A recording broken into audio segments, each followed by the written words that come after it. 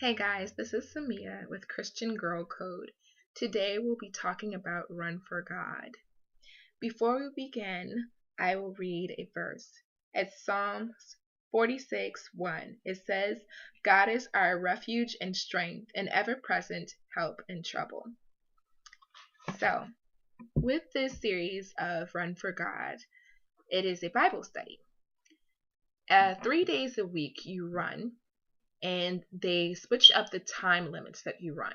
So you'll walk for the first 5 minutes, then you'll run, like the first week, you run for like 90 seconds, I'm sorry. And then you'll walk again at the end. Or like it's walk first and then run, walk, alternating. And then at the end, you walk. And altogether, the workout is 30 minutes. So it doesn't take a lot of time out of your day. Anyway, on Saturdays, we were meeting up at our church for a Bible study. We would do, I think they said workouts, and it would be reading a verse, some verses in the scripture, reflecting on them, discussing them, and then talking about running and the healthy parts of running and what we'd be doing for that coming week. It's really a good investment if you take the time to do it. And it teaches you how to be diligent and how to work through some tough stuff in your life. And it really seems surface when you start. It just really seems very, I don't want to say superficial, not in the negative way, but superficial as in it just starts with the surface. And it seems like it's not really getting into the deepest parts of you. Like it just feels like it's barely grazing you. And then by the end of it, you're like, oh my gosh, I'm so much stronger than I was before I began. So it really is digging deeper.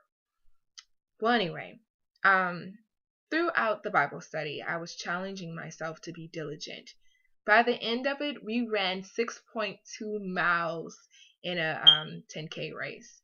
And I was so proud of myself for finishing. My time at the end was 1 hour and 34 minutes.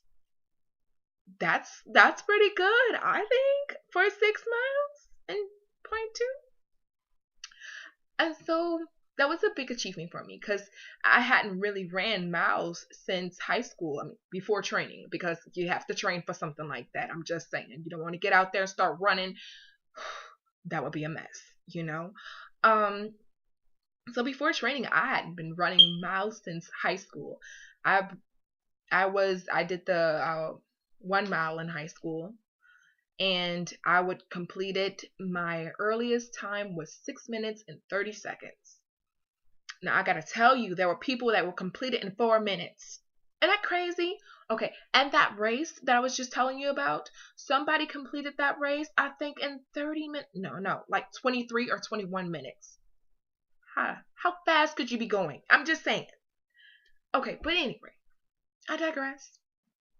Because I'm telling you about being diligent. Sometimes I forget stuff.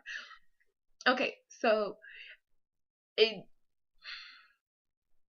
I'm gonna have to chop this out. Okay. We're talking about being diligent, and when you're in a race, you have to pace yourself. You're going to have endurance. And at a certain time, sometimes you hit like a mental block. I think they call it a runner's block.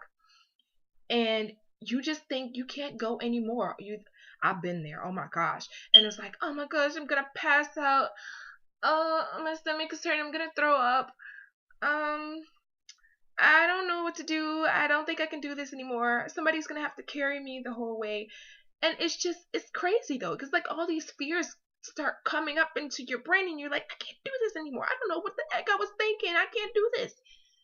And it's the same thing when you're in a storm, when you're in a test and you're in a trial, and you just feel like, I'm moving my feet as best I can. I'm just going to keep moving, but I don't know if I can do this. I don't know if I can make this. I don't know if I can make it. And if you challenge yourself to keep pushing, to keep trying, you're going to see that you're stronger than you thought you were. And I realized also that it wasn't all me, that it was God filling in. They said He is your strength and your weakness. I'm going to find that verse. I don't remember what it is. But if you know what it is, go ahead and put it in the comment box. But anyway, so here's another chop. Okay, so there's another chop. It's a good thing for editing. So it's gonna come back to me. Chop all this. Talking about diligence. Maybe I should end it right here.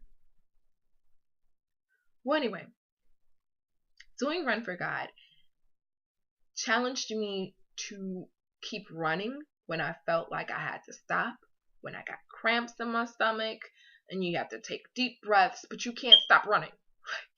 That's hard to do. Like when you get a cramp in your stomach from running, or I guess a water cramp or whatever, or maybe you ate too much before you started running, it's really hard to push through that. And it could hurt really badly. Very badly, I should say. But the key there is to take deep breaths, blow them out softly. And the whole time you're running, you have to breathe through your nose, out through your mouth. So running is not a very cute looking sport. I mean, because I would do it, but I don't want to risk not being cute right now. Anyway, it's not cute. I don't think it is. But anyway, so when you're in your walk with God, when you're in your trials and your tests and your storms, and you feel like I'm getting a cramp, it's just hurting too much. Why does this hurt so bad? Why is this happening? That's when you have to take those deep breaths and calm yourself down. And literally, the deep breaths do work when you're in stress. Like a lot of people are like, that doesn't work for me. Well, maybe it doesn't work for you because you didn't really try it. It's like, like when you're stressed out, it's hard for you to be like, I'm going to take a deep breath and I'm going to take this seriously. So you have to train yourself to get to that point and be like, when this kind of thing happens, I'm going to take deep breaths and I'm going to calm down. But it really does help you because it brings more oxygen to your brain. So when you have more oxygen flow in your brain, you naturally are going to relax. So that's how your body reacts to it biologically.